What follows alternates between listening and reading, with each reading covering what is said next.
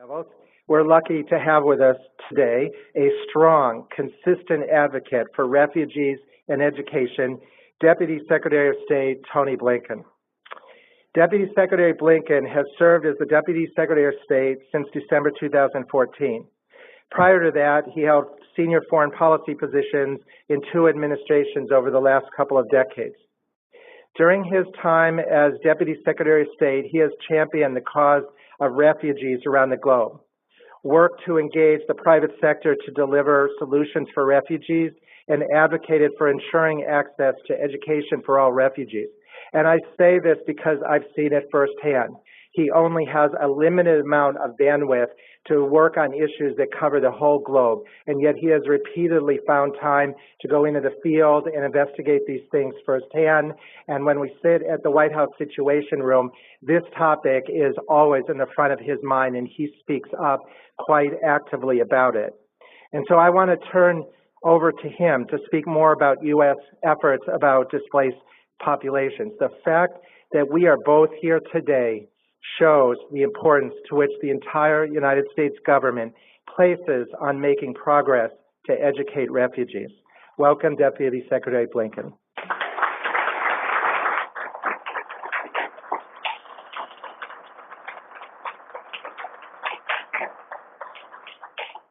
Well, good morning, and thank you all very, very much. And let me just start by thanking Eric personally, not just for a wonderful introduction, but far more important, for a remarkable tenure of public service at AID. I've gotten to see that through many hours that we spent together in that windowless situation room, working on everything from Ebola to the Africa Leaders Summit to, indeed, the refugee crisis. And my admiration for Eric personally and for AID organizationally has only grown over these last years. This is really, in so many ways, where the rubber meets the road of our foreign policy, and I want to come back to that. And indeed, I want to say thank you to everyone here today, to the teams from AID, from PRM, from UNHCR, UNICEF, from all of our NGO communities, university, private sector partners, everyone in this room representing so many others. In this line of work, where every day is a race just to try to keep up with the world's growing humanitarian needs, we don't often take time to recognize those who are doing that work and running so hard, so fast every single day. So thank you. This is an opportunity to come and say that first and foremost. Thank you for what you're doing every single day to try to turn these abstract policies that we're working on into concrete programs that actually make a real difference in the lives of vulnerable people, and make those lives just a little bit better, a little easier, a little safer, a little more hopeful. I hardly need to tell all of you in this room that what you're doing is needed now more than it ever has been before. Just a few weeks ago, I was in Erbil, in the Kurdish region of Iraq, and visiting an IDP camp there.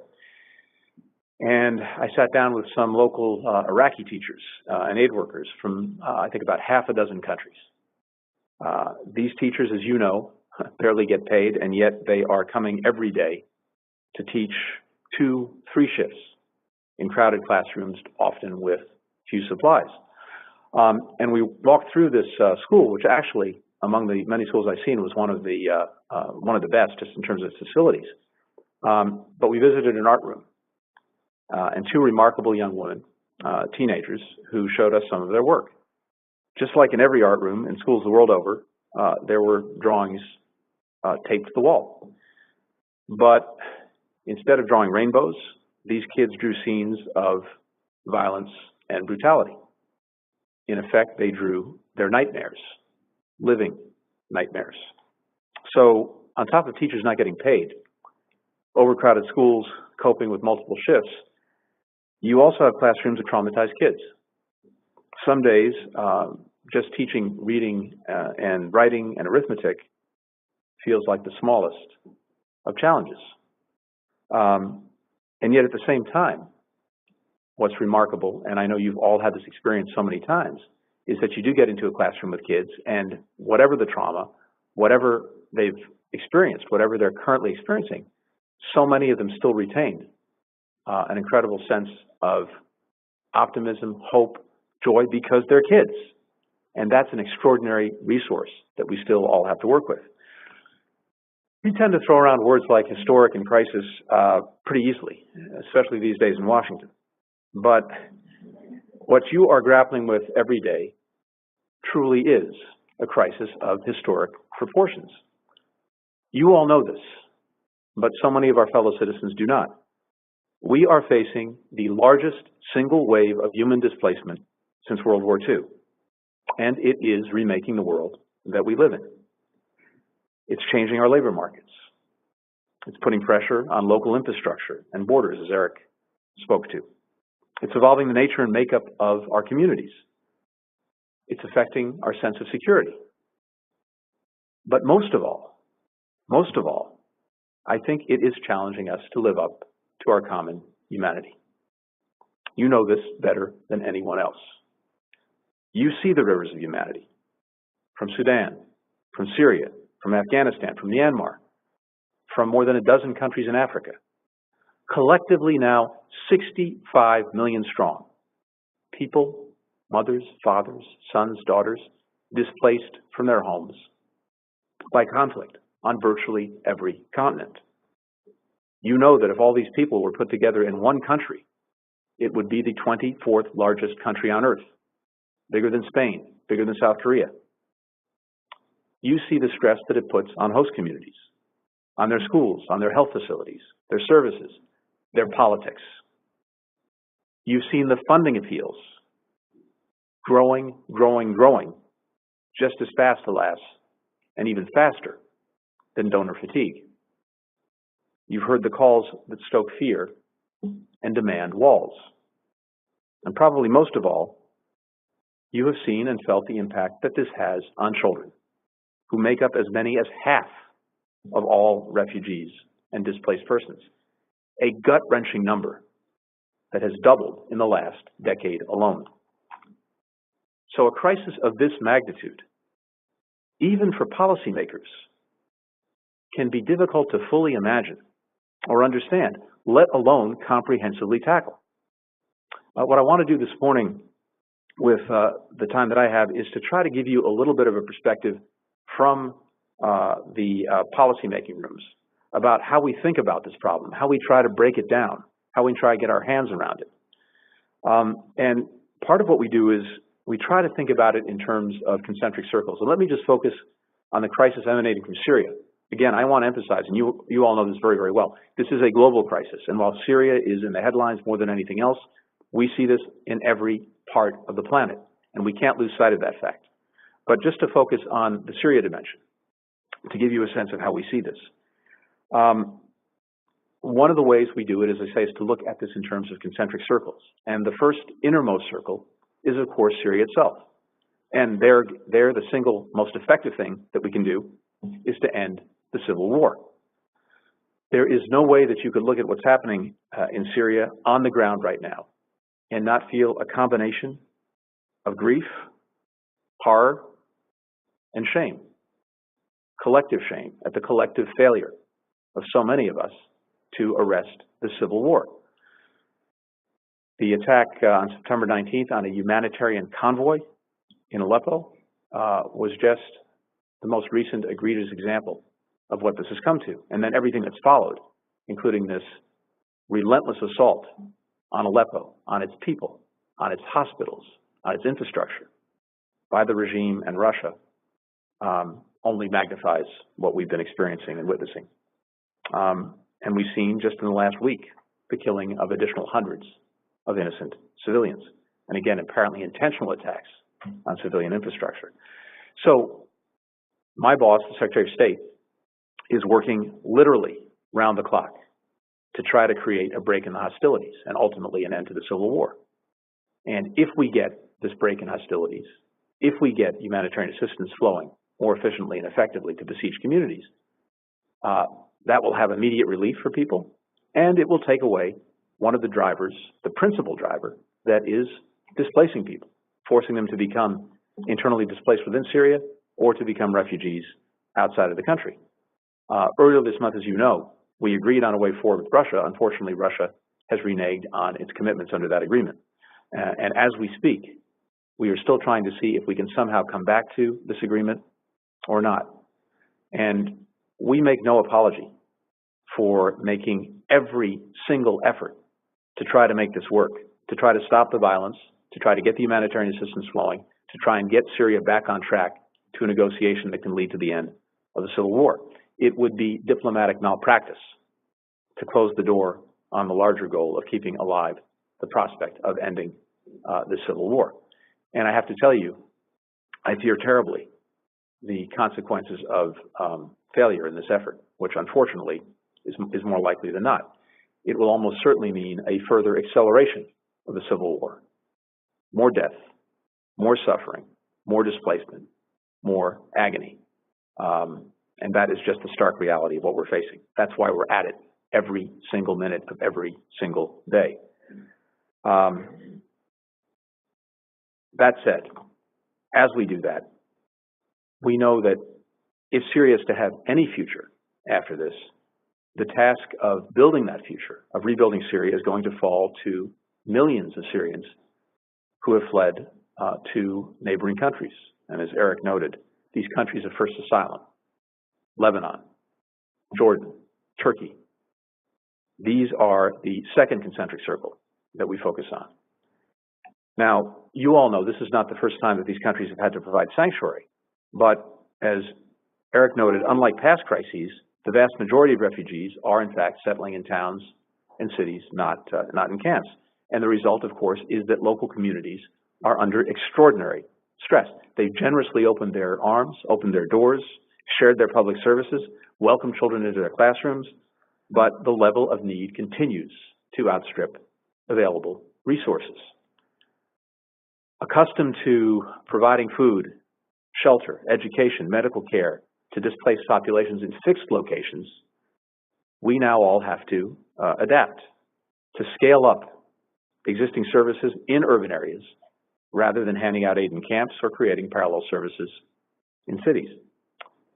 Practically speaking, we all know what this means. It means getting kids into local classrooms, adults into jobs, families fully registered. I'm always struck, and I know all of you have also had this experience, when you visit with refugees in community centers, in many of the agencies that you represent that are doing such extraordinary work to try to help them adjust to their circumstance.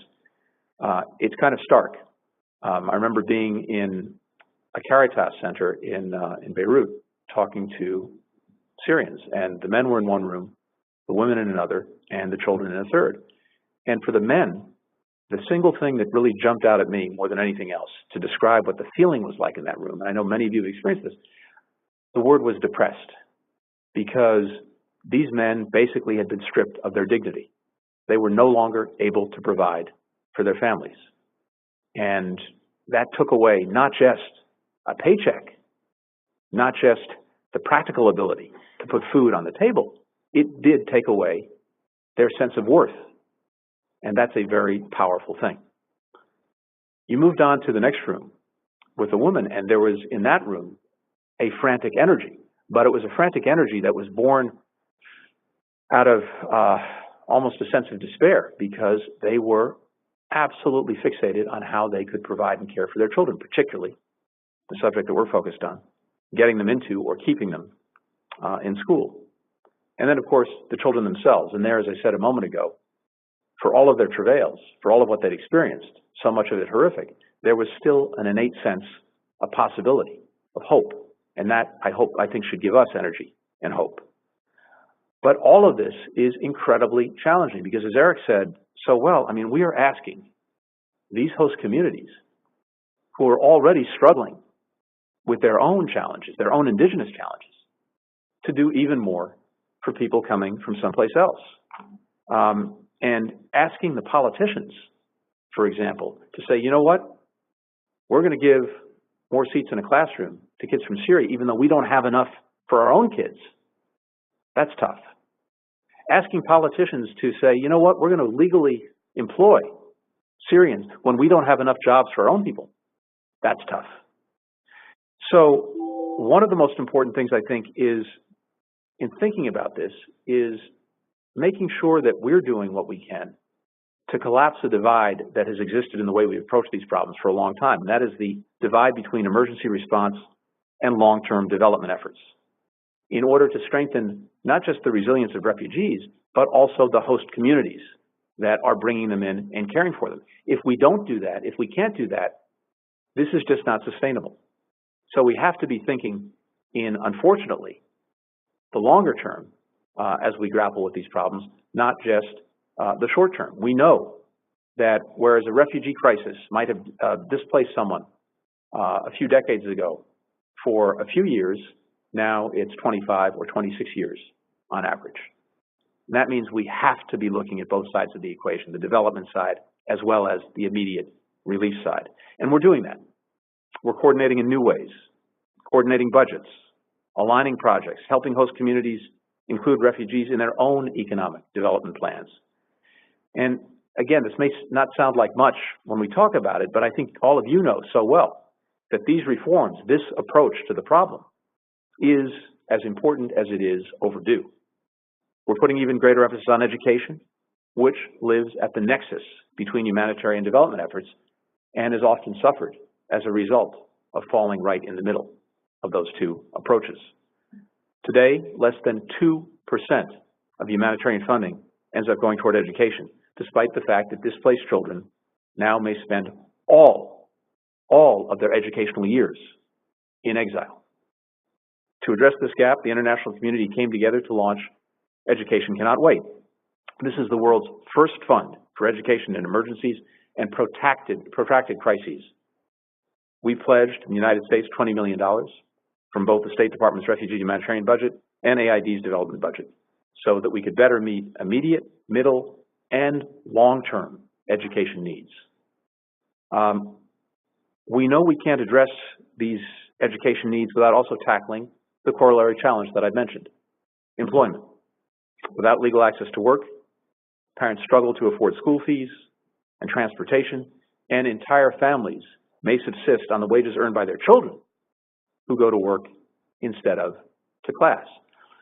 One of the things we're doing at the policy level is engaging with host governments to try to focus them on changing rules, regulations, laws to allow greater access to employment. And at the same time, we're trying to come up with novel ideas that also make this worthwhile for them to do.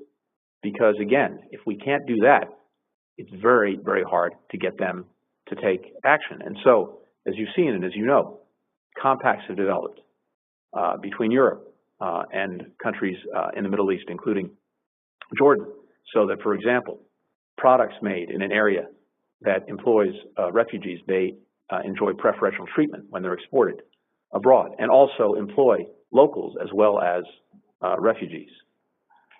The barriers to employment are still high, too high, but again, partners are making some headway. In January, Turkey passed legislation that grants Syrian refugees access to legal employment. They've already issued thousands of work permits. Jordan has already issued work permits to more than 28,000 Syrians and hopes to scale up for 200,000 Syrians over the next several years. There is this growing recognition, despite the difficulty in doing this, that giving refugees control over their own livelihoods can actually be a net gain for all. After all, if refugees are earning, they're also spending, and they're spending in local communities. That can have a positive net impact on the economy. Then there's the third concentric circle that we focus on, and that's the international system itself, which has been stretched perilously close to the breaking point. All of us are giving more than we've ever given before, and yet it's not enough. It's not keeping pace. That's why President Obama convened leaders from around the world on the margins of the UN General Assembly a couple of weeks ago, not to talk about the problem, but to actually act on it. If countries wanted to participate, they actually had to bring something new to the table.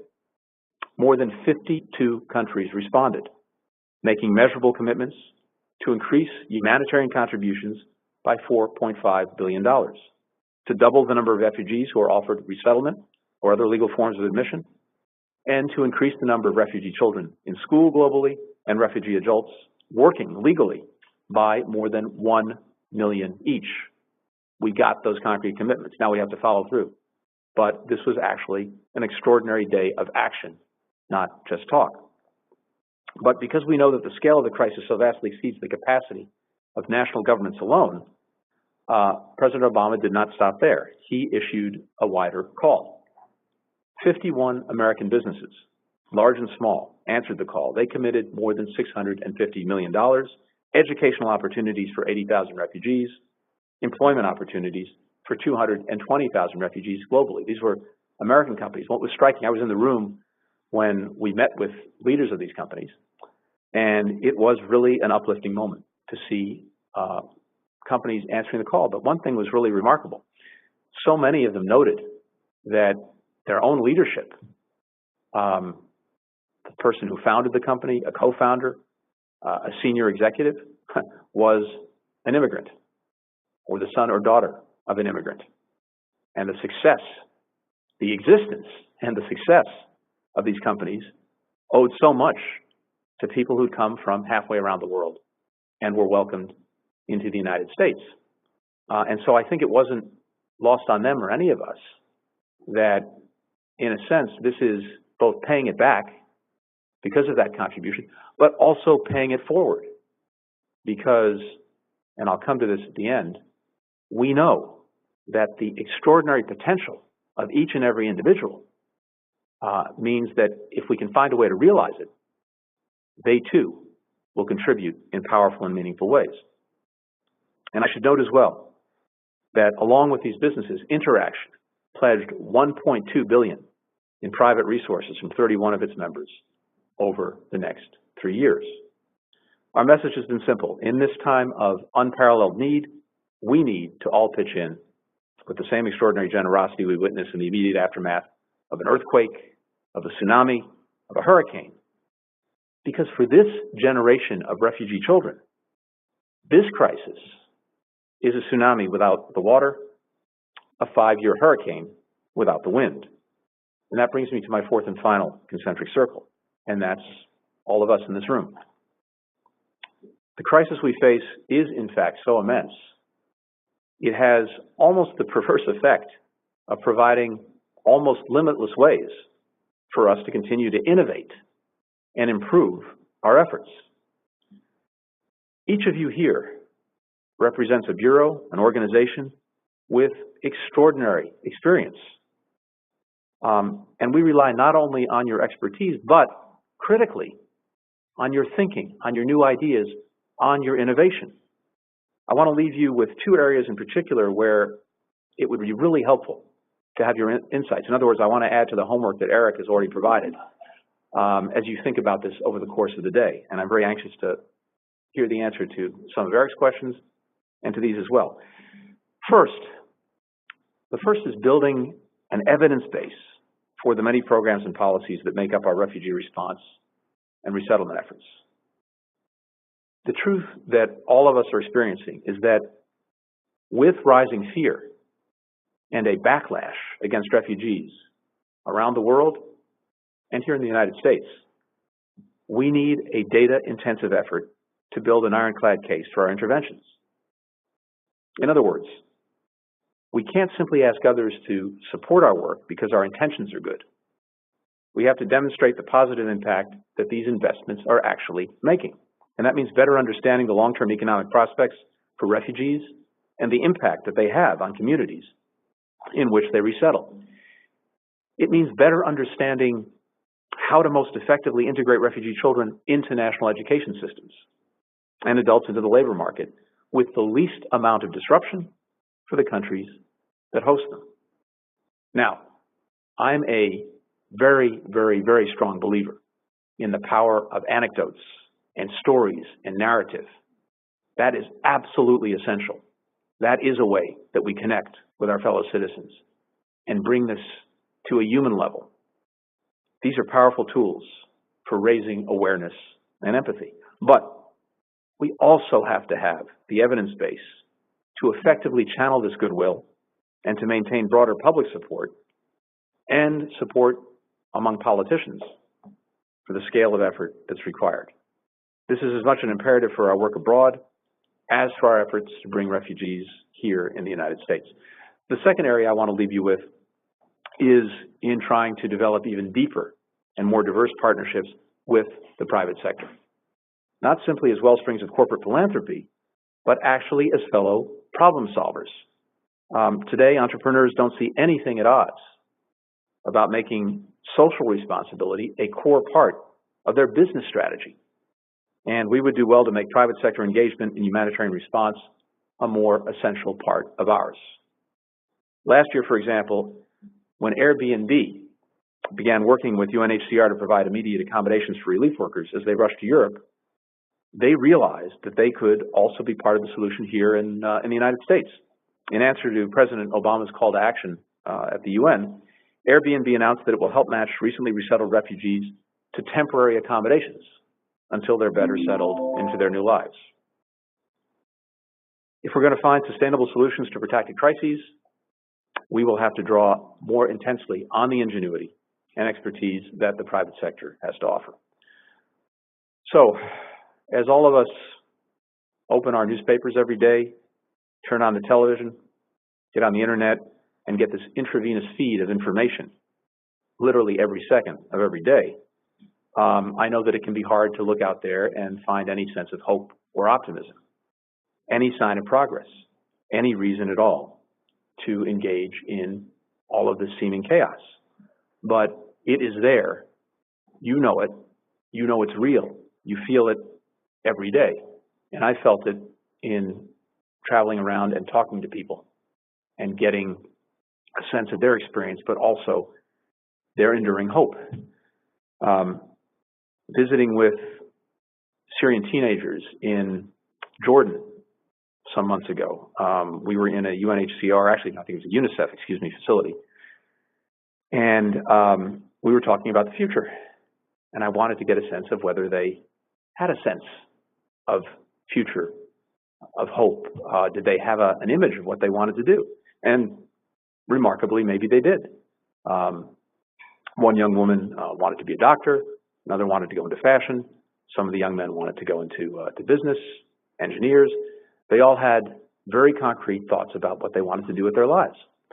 And then we got to talking about computers because of the importance that having access to a computer is in actually trying to get yourself educated and navigate the world. And I was curious, how many of them actually had access to a computer?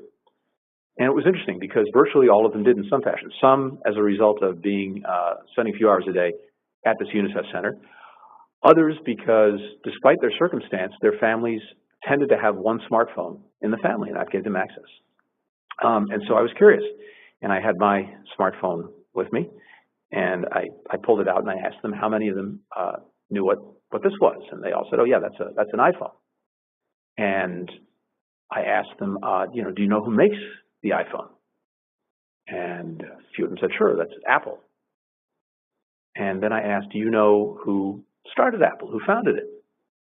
And a few of them thought about it, and one of them said, "Oh yeah, Steve Jobs." And then I asked, "Do you know where Steve Jobs' father came from?" And there was silence. And of course, the answer that you all know is he came from Syria. Every single one of those teenagers could be the next Steve Jobs. Our job is just to give them a chance. Thank you very much for everything you're doing.